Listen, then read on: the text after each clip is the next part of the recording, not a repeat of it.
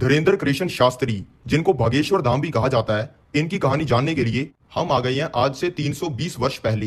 यह है मध्य प्रदेश के छतरपुर इलाके में यह गाड़ा गांव। यहाँ पर चंदेल साम्राज्य का राज है और यह है उनका किला। इसके पास में यह मंदिर जिसको बनाया है इस इंसान ने, जिनको हम सन्यासी बाबा कहते हैं। इनके बेटे हैं ये सेतुलाल गर्ग। ये सन्यासी बाबा ही आने वाले समय में धीरेन्द्र कृष्ण शास्त्री के परदादा बनेंगे। ये अपने ही इस मंदिर के अंदर पुजारी हैं और ये चंदेल के राजा के सलाहकार भी हैं। इनकी सलाहों की वजह से चंदेल साम्राज्य इतना बड़ा बना है। आज चंदेल के इस राजा ने गांव के सभी लोगों को अपने किले के अंदर बुलाया है, जिसमें सन्यासी बाबा भी आए हुए हैं। सभी आए हुए लोगों को लग रहा है कि यहाँ पर पूजा होने वाली है, लेकिन चंदेल के राजा ने अपना बल दिखाने के लिए अपनी तलवार से इस गौ माता को बीच में से काट दिया है। इसको देखकर सन्यासी बाबा ने यह प्रण ले लिया है कि जब तक ये चंदेल साम्राज्य का विनाश नहीं कर देते, तब तक ये ना ही कुछ खाएंगे ना ही पिएंगे। और ये अपना घर और सलाहकार का काम छोड़ के अपने इस मंदिर के अंदर भक्ति करने लग गई हैं। अब इनको ऐसा करते हुए 40 दिन हो चुके हैं। इनकी भक्ति से प्रसन्न होगी वही गौ माता जिसको चंदेल के राजा ने काट दिया था, इनको दर्शन दिया है और इनको बताया है कि आपने हमें इंसाफ दिला दिया। इसके बाद इनके सामने हनुमान जी प्रकट हो गई हैं, जिन्होंने इनको बताया है कि अब से मैं हमेशा तुम्हारे साथ रहूंगा और मैं तुम्हें कुछ ऐसी शक्ति देता हूँ जिसकी वजह से लाखों लोग सलाह लेने के लिए आएंगे। ये होते ही इनका बनाया हुआ आम सा मंदिर बागेश्वर धाम मंदिर बन गया है। अब इनके अंदर शक्ति आ गई है लोगों के दिमाग को पढ़ने की। इन्होंने शक्ति से लोगों का भला करने के लिए लोगों के दिमाग को पढ़कर उनको सही सलाह देनी शुरू कर दी है। इससे इनके पास में हजारों लोग आने शुरू हो गए हैं और कुछ ही दिनों के अंदर चंदेल साम्राज्य का नामो निशान मिट गया है। अब इनको ये चीज करते हुए कई साल हो गए हैं और इनका शरीर बूढ़ा हो गया है। आजकल ये अपने ध्यान की शक्ति से भगवान के संसार के अंदर भी चले जाते हैं, जिसके सामने इनको ये संसार फीका लगता है, जिसकी वजह से इनको अपना ये शरीर बोझ लगता है। आज इन्होंने अपनी सारी शक्तियां और सिद्धियां अपने बेटे सेतुलाल गर्ग को दे दी हैं और ये बन गए हैं दादा गुरु। आज सन्यासी बाबा अपना शरीर छोड़ने वाले हैं। इसके लिए इन्होंने अपने सारे भक्तों को बुलाया है और सबके सामने इनकी आत्मा इनके शरीर से बाहर निकल गई है और इन्होंने जीवित समाधि ले ली है। अब इनकी इस परंपरा को आगे बढ़ाएंगे इनके बेटे दादा गुरु। दादा गुरु के 3 बेटे हैं जो कि अपनी फैमिली के साथ इस घर में रहते हैं। दादा गुरु के बेटे हैं ये राम कृपाल महाराज, जिनके 2 बच्चे हैं। आज 4 जुलाई 1966 को इनके घर पे जन्म हुआ है ये धीरेन्द्र कृष्ण शास्त्री जी का, जिनको ये सभी प्यार से धीरेन्द्र कहते हैं। 5 साल की उम्र में इनको लगा दिया गया है गाँव के स्कूल में, लेकिन अब 10 साल के होते ही घर की गरीबी की वजह से इनको स्कूल छोड़ना पड़ गया है। धीरेन्द्र कृष्ण शास्त्री रहते हैं इस 20 फुट लंबे और 15 फीट चौड़े कच्चे घर में। इसमें इनके पापा, चाचा, ताऊ और उन सभी के बच्चे मिलाकर 15 लोग रहते हैं। इनके पूरे घर का गुजारा चलता है दीक्षा के ऊपर। इनके घर में सिर्फ एक चूल्हा और ये 5 खाट हैं। रात को घर के सभी बड़े लोग खाट के ऊपर सोते हैं और सभी बच्चे, जिनमें धीरेन्द्र कृष्ण शास्त्री भी हैं, खाट के नीचे सोते हैं। इनके परिवार को जो ब्राह्मण होने की वजह से दीक्षा मिलती थी वो अब मिलनी कम हो गई है और इनके पिता ने काम करना छोड़ दिया है, जिससे अब इनके पास में खाना खाने तक का पैसा नहीं है। अब ये 10 साल के बच्चे हैं और इनके पड़ोसी ने गाँव का पहला टीवी अपने घर पे लगाया है। ये सभी बच्चों के साथ डेली रोज रात को 9 बजे टीवी देखने आते हैं। आज इनको ऐसा करते हुए 14 दिन हो चुके हैं और आज है 15वां दिन। बाकी बच्चे तो 9 बजे टीवी देखने आ गए थे, लेकिन इनको कुछ अर्जेंट काम हो गया था, इसलिए ये पहुंचे हैं 9:15 पे।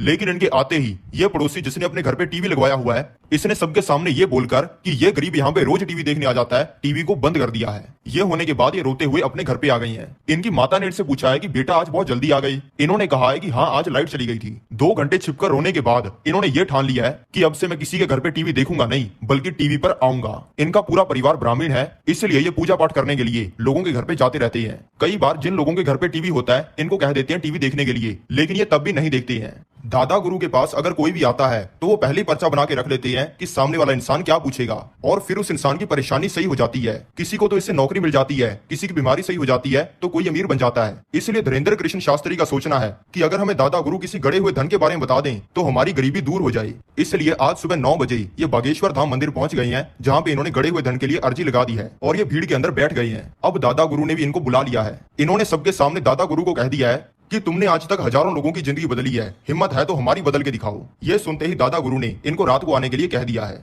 फिर रात को धीरेन्द्र कृष्ण शास्त्री पहुंच गए बागेश्वर धाम मंदिर, जहां पे जाते ही इनके दादा इनका हाथ पकड़ के ले गए इनको हनुमान जी की मूर्ति के सामने। जाते इन्होंने कह दिया कि आज से ये तेरे और तू इनका, और ऐसा कहते इनको भगवान का प्रकाश दिखा।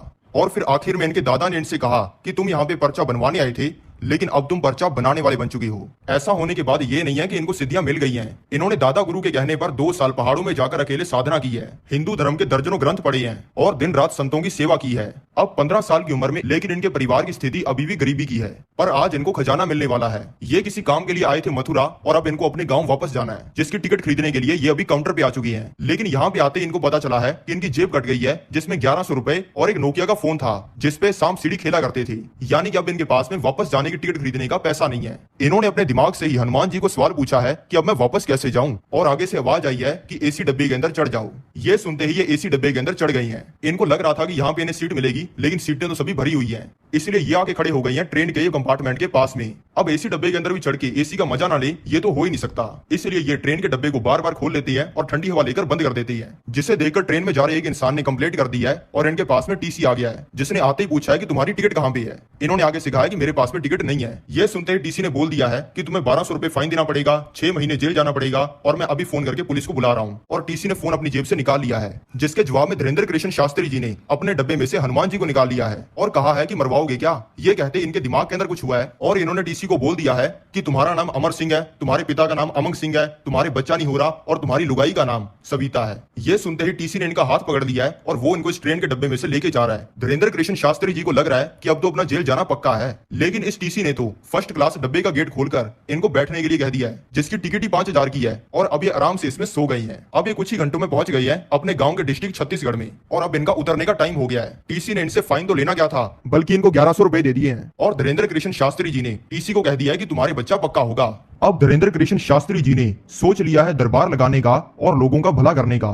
इस दरबार को कभी अंधेरी के अंदर पेड़ के नीचे, या हड्डियां जमा देने वाली सर्दी में टेंट के अंदर, या फिर जून जुलाई की गर्मी में कमरे के अंदर बैठकर लगाते हैं। लेकिन ये करने की वजह से इनको पूरी दुनिया के द्वारा मालाएं नहीं मिलती हैं, बल्कि अपने दोस्त और रिश्तेदारों के द्वारा ताने मिलते हैं। सभी इनको कहते थे कि और बाबा जी, लोगों का भला करके खुद का कितना भला कर लिया। इनके दोस्त ने कहते थे कि बाबा जी, आपके दादा गुरु हमारा क्या भला करेंगे, वो तो आपका ही भला नहीं कर पाए। लेकिन धीरेन्द्र कृष्ण शास्त्री जी को इन तानों से तोड़ने की तो बहुत कोशिश की गई है, लेकिन इनको ये ताने तोड़ नहीं पाए हैं। इन्होंने अब दरबार लगाने लगातार शुरू कर दिए हैं, लेकिन इनके दरबार में 5 लाख लोग नहीं आते हैं, बल्कि सिर्फ 5 लोग आते हैं। इस समय में ऐसा लग रहा है जैसे भगवान इनकी परीक्षा ले रहे हैं और ये देख रहे हैं कि धीरेन्द्र कृष्ण शास्त्री अपनी इन शक्तियों से लोगों का भला करते हैं या फिर अपना भला करते हैं। इतनी दिव्य शक्तियां होने के बावजूद ये किसी से 1 रुपया नहीं ले रहे किसी की समस्या का उसे समाधान बताने के लिए। भले इनके दरबार में आईएएस ऑफिसर आ जाए या फिर मंत्री आ जाए, लेकिन इनके दरबार में पहले पर्ची उसी की लगती है जिसकी पहले पर्ची लगनी चाहिए। इनकी दिव्य शक्तियों को देखकर इनके पास में बहुत सारे कोई बुरा काम करने के लिए लाखों करोड़ों रुपए के ऑफर आते हैं, जो कि इनकी गरीबी को झट से खत्म कर सकते हैं, लेकिन ये हर किसी बुरे काम को मना कर देते हैं। अब इनको ये करते हुए कई साल हो गए हैं और इनकी उम्र हो गई है 26 साल की। अब इन्होंने अपने दादा के मंदिर बागेश्वर धाम के पास में दरबार लगाना शुरू कर दिया है, और अब इनके पास में कई सौ लोग डेली आने शुरू हो गए हैं। आज इनके पास में ये कुछ यूट्यूब चैनल वाले लोग भी आए हैं, जो कि इनको रिक्वेस्ट कर रहे हैं इनकी वीडियो यूट्यूब पे डालने के लिए। धीरेन्द्र कृष्ण शास्त्री जी ने हाँ कर दिया है और इन्होंने अच्छे से शूट करके इनकी पहली वीडियो यूट्यूब पे अपलोड कर दी है, लेकिन किसी को भी पता नहीं था कि क्या होने वाला है। रातों रात इनकी वीडियो वायरल हो गई है और इनकी वीडियो को व्हाट्सएप, टेलीग्राम, इंस्टाग्राम, यूट्यूब हर जगह पे शेयर किया जा रहा है, और भारत के हर नागरिक के फोन में यही चल रही है। ये देखकर इनके पास में और ज्यादा लोग और मीडिया वाले आने लग गए हैं, और देखते देखते इनका ये दरबार बढ़ता जा रहा है। और अब 2024 में धीरेन्द्र कृष्ण शास्त्री जी के बागेश्वर धाम पंडाल में कई बार तो 10 लाख लोग भी आ जाते हैं, जिनको बागेश्वर धाम सरकार प्यार से पागल कहते हैं। और आज भी ये 10 लाख लोगों के सामने वही सेम चीज करते हैं जो कि आज से 5 साल पहले 10 लोगों के सामने करते थे। ये सामने वाले इंसान के बोलने से पहले पर्चे पर लिख देते हैं कि आपके घर पे चोरी हुई है, किस इंसान ने चोरी की है, आपकी शादी कब होगी, आपको कौन सी बीमारी है, आपका क्या नाम है। और अगर कोई बागेश्वर धाम सरकार की परीक्षा लेने की कोशिश करता है तो बागेश्वर धाम सरकार वो चीजें भी बता देते हैं जो कि सामने बैठे इंसान के अलावा किसी को नहीं पता होती। बागेश्वर धाम अगर बाहर के देशों के अंदर भी पंडाल लगाते हैं तो वहां पर लाखों की भीड़ आती है। भारत देश में शायद ही ऐसा कोई है जो कि धीरेन्द्र कृष्ण शास्त्री जी को नहीं जानता। मैं चाहता हूं धीरेन्द्र कृष्ण शास्त्री जी अपने सारे सपने पूरे करें और पूरी दुनिया को सनातन धर्म के बारे में पढ़ाए। तो मैं आपसे मिलता हूं अगली वीडियो में। जय बजरंगबली, जय श्री राम।